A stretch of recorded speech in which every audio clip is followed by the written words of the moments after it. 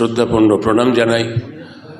প্রণাম জানাই বাংলা ভাষার অভিভাবক, এখন যাকে বলা যায় ভাষাবিদ, শিক্ষাবিদ পবিত্রদা ডক্টর পবিত্র কুমার সরকারকে, এবং আপনারা আজকে যার একটি পত্রিকার 25 বছর বয়স আজকে হলো, সেই উৎসবকে উদযাপন করতে এখানে এসেছেন, এখানে বসেছেন স্বামীজির পদপ্রান্তে এক মহারাজের সামনে।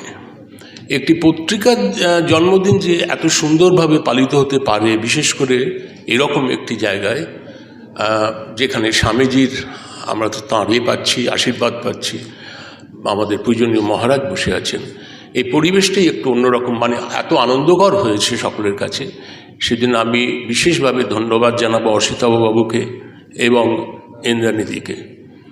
আর এখানে এসে আমার আরেকজন প্রণম্য মানুষকে প্রণাম জানাতে হচ্ছে, যিনি অবশ্য ইহজগতে নেই। তিনি ছিলেন প্রখ্যাত সাহিত্যিক, বাংলা ভাষার বুদ্ধদেব গুহ। তার সঙ্গে আমার বহু বছরের পরিচয় ছিল, এবং পরিচয়ের একটা শর্ত ছিল যে ভালো পড়াশোনা করতে হবে এবং ওকে জানাতে হবে কোন কাগজ কীরমভাবে হচ্ছে না হচ্ছে। তা আমাকে বই পাঠিয়ে দিতেন, আমরাও গিয়ে নিয়ে আসতাম।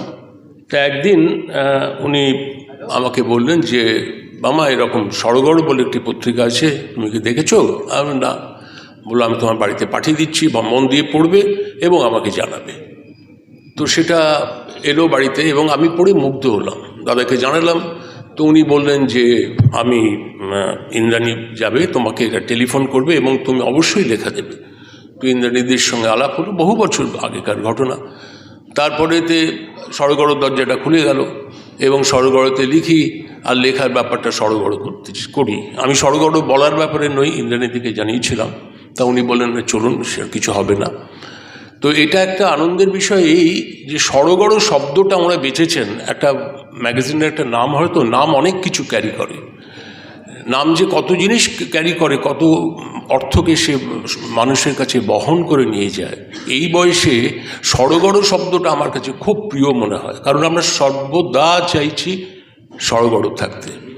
বা একটা বাচ্চা যখন জন্মায়, প্রথম দিন থেকে প্রকৃতি তাকে একটা উদ্যোগ দেয়, সে পাশ ফিরছে, হামা দিচ্ছে, দৌড়চ্ছে, ধীরে ধীরে বড় হচ্ছে, সড়গড়ের এক একটা পর্যায়ে এসে যাচ্ছে।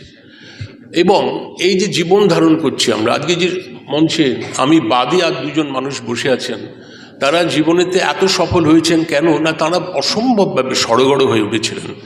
মহারাজ বসে আছেন, তাঁর যে কর্মকাণ্ড, এই যে সাধনা, ঠাকুর, মা, স্বামীজি, তারা যে ভাবধারাটা ছড়িয়ে গেছেন, সেই ভাবধারাটা সাধারণ মানুষদের পক্ষে নেওয়া হয়তো একটু শক্ত, কিন্তু মহারাজরা রয়েছেন, তারা তাদের কাছে পৌঁছে দেন এবং এই দুঃখ কষ্ট ভরা পৃথিবীতে একটা মহা আনন্দের যে আধ্যাত্মিক জগৎ আছে, সেখানে প্রবেশ করার যে চাবিকাঠিটা তারা হাতে ধরিয়ে দেন। মহারাজ সারা জীবন ধরে সেই কাজ করেছেন, সড়গড় হয়েছেন।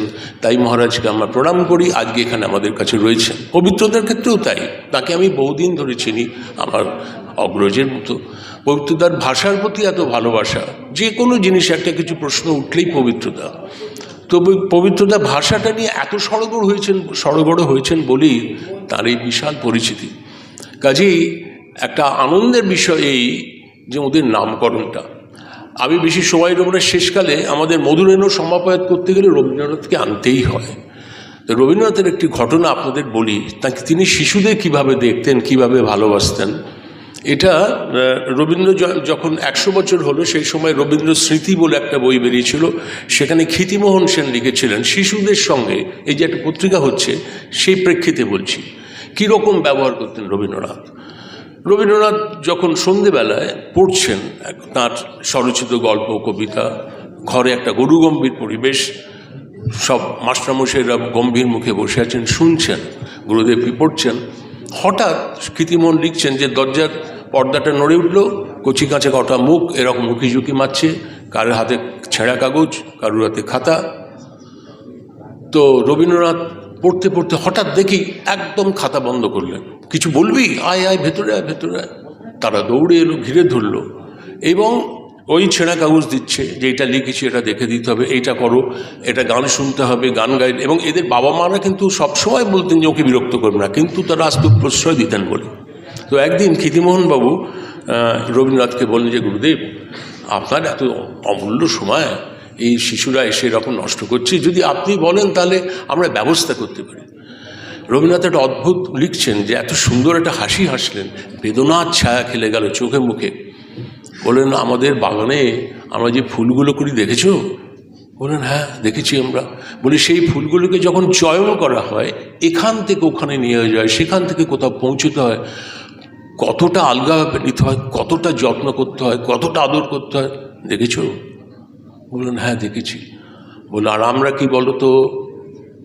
ওরা উত্তর দিতে পারেন। রবীন্দ্রনাথ বললেন যে আমরা হচ্ছি গাছের শুকিয়ে যাওয়া বীজ, শুকিয়ে যাওয়া শস্য, বস্তা ভর্তি করে যে কোনো জায়গায় রেখে দাও, যেভাবে ইচ্ছে পৌঁছে দাও তাদের গন্তব্যে, তাদের কিচ্ছু হবে না। আমরা বৃদ্ধ, আমরা বীজ।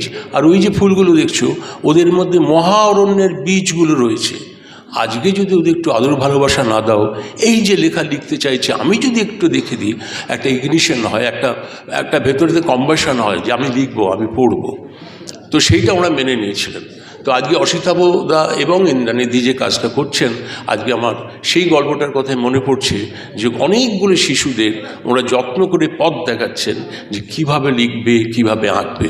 আমি এই পত্রিকাটির সঙ্গে যুক্ত থাকতে পেরে আমি ধন্যবাদ করি।